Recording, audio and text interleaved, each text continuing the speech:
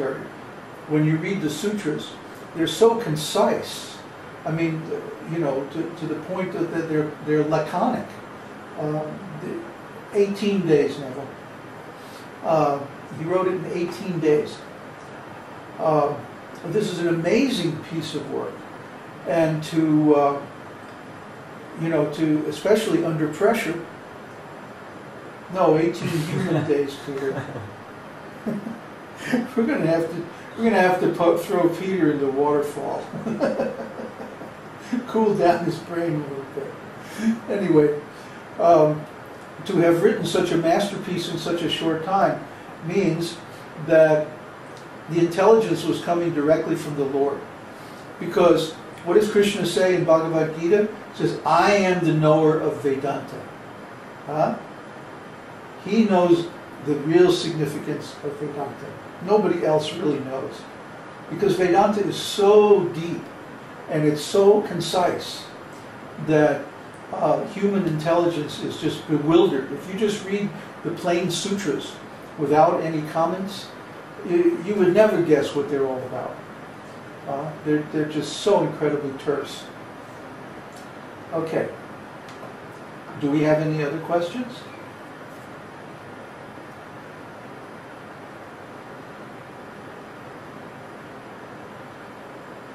Does the spiritual world also have... No.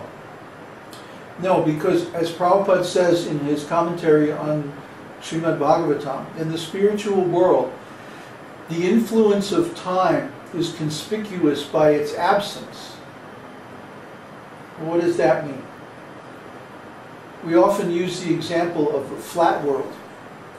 And Neville especially came up with a very nice example the other day, that if you had a flat world and you were trying to explain to its inhabitants the nature of the third dimension, what you could do is you could project the explanation, like from a slide projector, into this flat world, where they could read it and hopefully they could try to understand what you were talking about.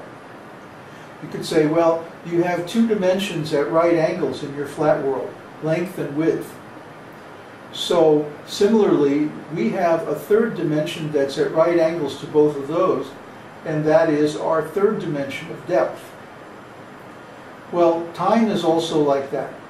And as I explained in the San Diego seminar, you should look at the video. Time in the material world is one-dimensional. So we simply have past, present, and future. But in the spiritual world, there's another dimension of time called eternity. And then there's even a higher dimension of time that belongs to Krishna alone, and that's called all possibilities. So even the living entities in the spiritual world have access to the dimension of eternity. And that is just like us having access to the two dimensions in the flat world and versus our three dimensions in the ordinary material world. So they can move around in time, they can do things with time in the spiritual world that we can't do in the material world. And so when Prabhupada says that the influence of time is conspicuous by its absence, he's talking about the restrictions that we experience in the material world that force us to move from present to the future. We can't stop time, we can't reverse time. There's really nothing we can do about it. We're just pulled along as if by force from past to present to future. But in the spiritual world, one can stop time, one can even reverse time, or one can go to any pastime of the Lord that he likes. Because all those pastimes exist in eternity. So it's literally a different world, and it has different laws than this material world. And so we have different facilities that we don't have in this dimension that are present and available to everyone in that dimension. And yeah, it's just inconceivable. Just like the third dimension is inconceivable to the flatlanders, the dimension of eternity is inconceivable to those who are stuck in time. They can't imagine any way of dealing with time other than a linear progression from past, present to future. But anyone who has had some experience of the spiritual world can understand that it's not subject to that restriction of time. Time is still there in the sense that one thing happens, then another thing happens, in a sequence. But that sequence is not forced. It's not restricted to A, B, C. If you like, you can navigate it C, B, A, or any way that you like. It's hard to explain. Maybe I thought of that you can get it like reversed. If you go and examine the condition in the material world, you are forced to go from past, present to future because you're in this material body, and that material body has to follow the course of time. And so there's no the material laws. Yeah, and so you can't. There is no way for you to reverse this process. But in the spiritual world, we have a spiritual body, and the spiritual body is not subjugated to this time under the working of the three modes of material nature. Oh, it's different laws in the spiritual world. So this is maybe that's like a possibility to get around that problem. Well, that's an opening to understanding the possibility, but really you have to experience it. When you have some self-realization, when you have some realization of Krishna directly, then you'll understand. It's just like someone was saying, how can we understand that Krishna's pastimes are eternal?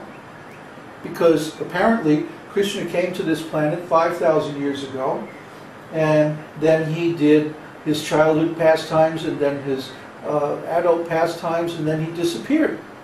So how can you say that his pastimes are eternal?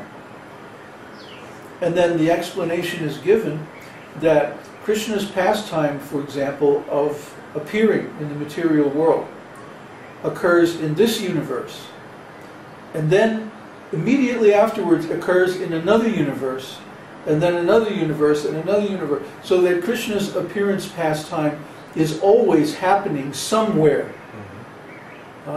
So the example is given that the sun appears at a certain point on the horizon, and then it moves across the sky and it apparently disappears.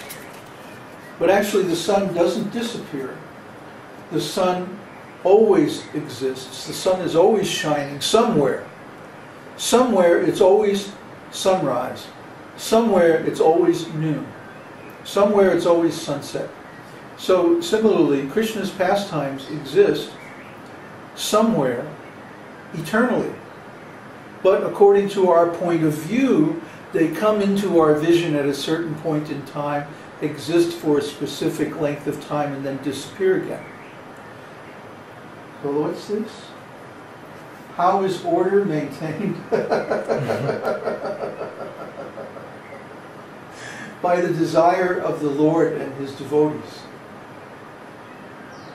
Out of their mood. See, in the material world, time is supreme. But in the spiritual world, bhakti is supreme.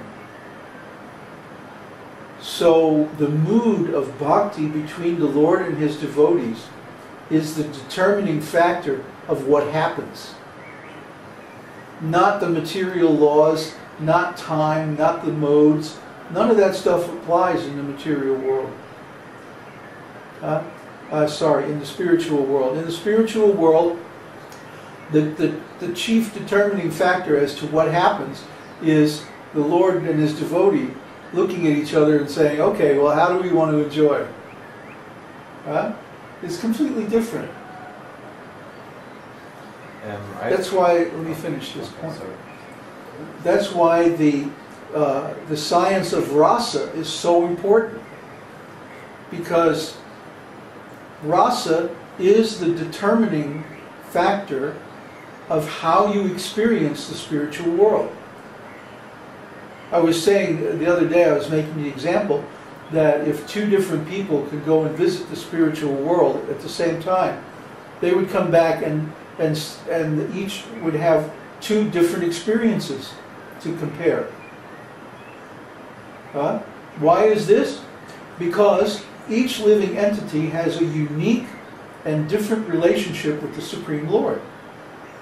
So when they go to the spiritual world, one would see it from the point of view of his relationship with the Lord, and the other person would see it from their point of view, which is different. So the spiritual world is always the same. How is that? It means that all these pastimes are eternally manifest. But different devotees observe it from different points of view because they have a different flavor of relationship with the Lord. So yes, the battle of Kurukshetra is always happening somewhere. Krishna's dancing with the gopis is always happening somewhere.